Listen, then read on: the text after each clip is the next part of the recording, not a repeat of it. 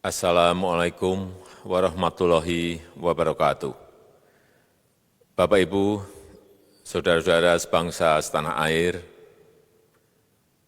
pagi tadi saya telah memimpin rapat terbatas secara virtual tentang Undang-Undang Cipta Kerja bersama jajaran pemerintah dan para gubernur.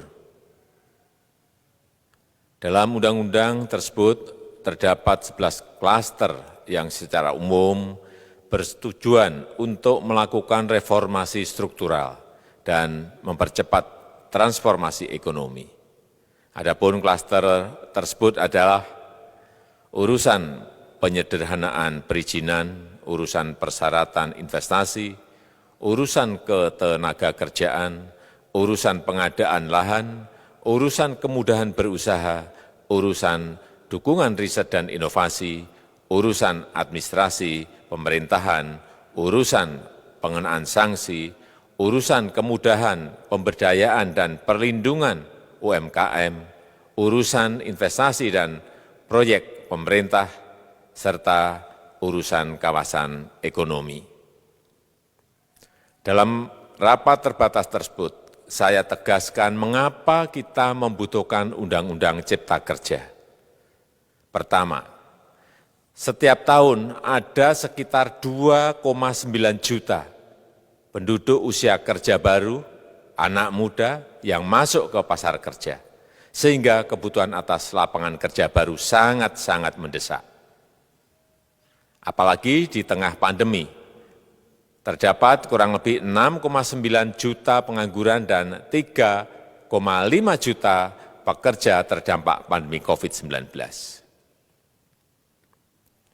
Dan sebanyak 87% dari total penduduk bekerja memiliki tingkat pendidikan setingkat SMA ke bawah, di mana 39% berpendidikan sekolah dasar. Sehingga perlu mendorong penciptaan lapangan kerja baru, khususnya di sektor padat karya. Jadi, Undang-Undang Cipta Kerja bertujuan untuk menyediakan lapangan kerja sebanyak-banyaknya bagi para pencari kerja serta para pengangguran. Kedua, dengan Undang-Undang Cipta Kerja akan memudahkan masyarakat, khususnya usaha mikro kecil, untuk membuka usaha baru. Regulasi yang tumpang tindih dan prosedur yang rumit dipangkas.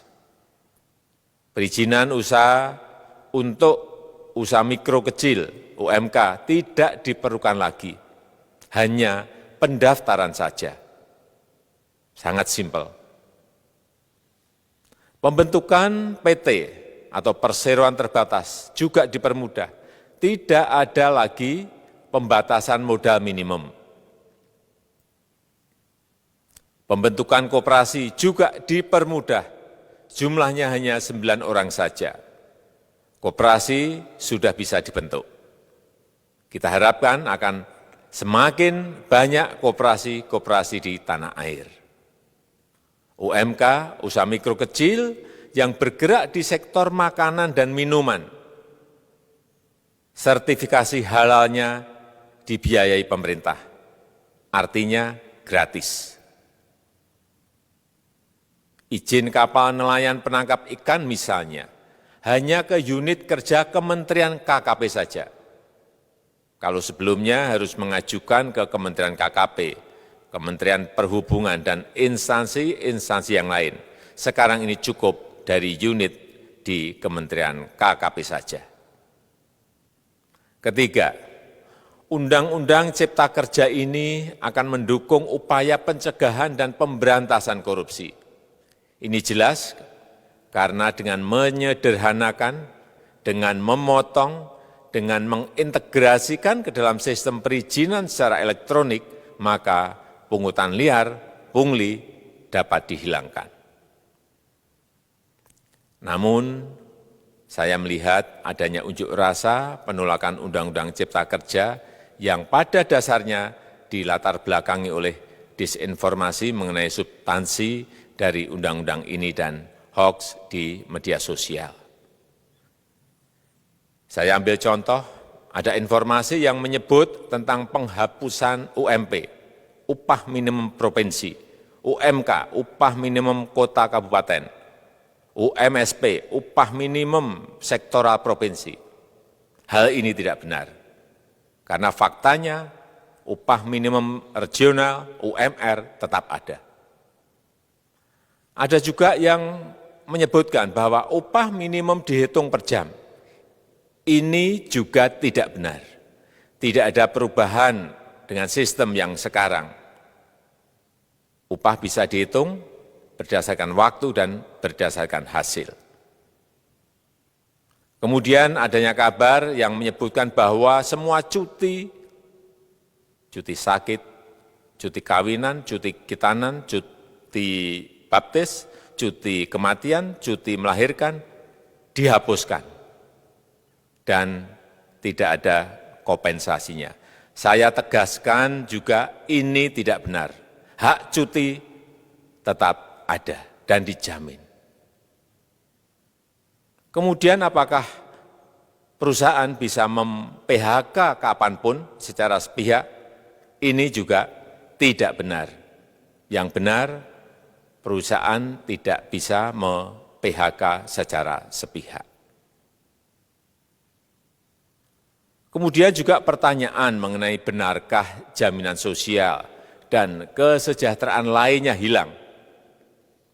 Yang benar, jaminan sosial tetap ada.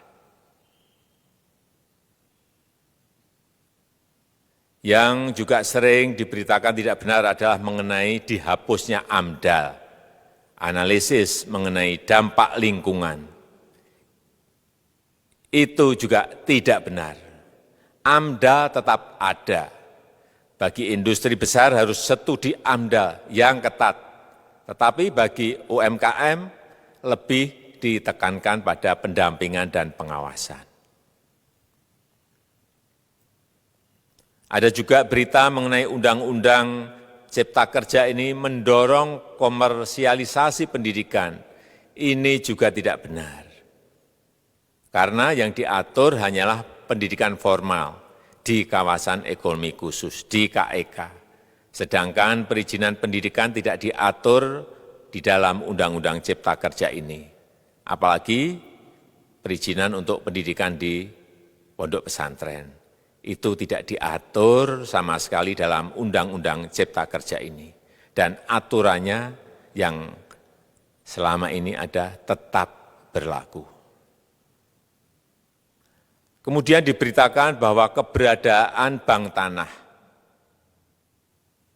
Bank tanah ini diperlukan untuk menjamin kepentingan umum, kepentingan sosial, kepentingan pembangunan nasional, pemerataan ekonomi, dan konsolidasi lahan serta reforma agraria. Ini sangat penting untuk menjamin akses masyarakat terhadap kepemilikan tanah, kepemilikan lahan. Dan kita selama ini tidak memiliki bank tanah. Saya tegaskan juga bahwa Undang-Undang Cipta Kerja ini tidak melakukan resentralisasi kewenangan dari pemerintah daerah ke pemerintah pusat. Tidak ada. Perizinan berusaha dan pengawasannya tetap dilakukan oleh pemerintah daerah sesuai dengan NSPK, norma, standar, prosedur, dan kriteria yang ditetapkan pemerintah pusat. Ini agar dapat tercipta standar pelayanan yang baik di seluruh daerah dan penetapan NSPK ini dapat nanti akan diatur di dalam PP atau peraturan pemerintah. Selain itu, kewenangan perizinan untuk non-perizinan berusaha tetap ada di Pemda, sehingga tidak ada perubahan. Bahkan kita melakukan penyederhanaan, melakukan standarisasi jenis dan prosedur berusaha di daerah. Dan perizinan berusaha di daerah diberikan batas waktu. Ini yang penting di sini. Jadi ada service level of agreement. Permohonan perizinan dianggap disetujui bila batas waktu telah terlewati. Saya perlu tegaskan pula bahwa Undang-Undang Cipta Kerja ini memerlukan banyak sekali peraturan pemerintah atau PP dan peraturan presiden atau Perpres. Jadi setelah ini akan muncul PP dan Perpres yang akan kita selesaikan paling lambat 3 bulan setelah diundangkan. Kita pemerintah membuka dan mengundang masukan-masukan dari masyarakat dan masih terbuka usulan-usulan dan masukan dari daerah-daerah. Pemerintah berkeyakinan melalui Undang-Undang Cipta Kerja ini jutaan pekerja dapat memperbaiki kehidupannya dan juga penghidupan bagi keluarga mereka. Dan kalau masih ada, jika masih ada ketidakpuasan terhadap Undang-Undang Cipta Kerja ini, silahkan mengajukan uji materi atau judicial review melalui MK, Mahkamah Konstitusi. Sistem ketatanegaraan kita memang mengatakan seperti itu. Jadi, kalau masih ada yang tidak puas dan menolak, silahkan diajukan uji materi ke MK. Saya rasa itu yang bisa saya sampaikan pada kesempatan yang baik ini. Terima kasih. Wassalamualaikum warahmatullahi wabarakatuh.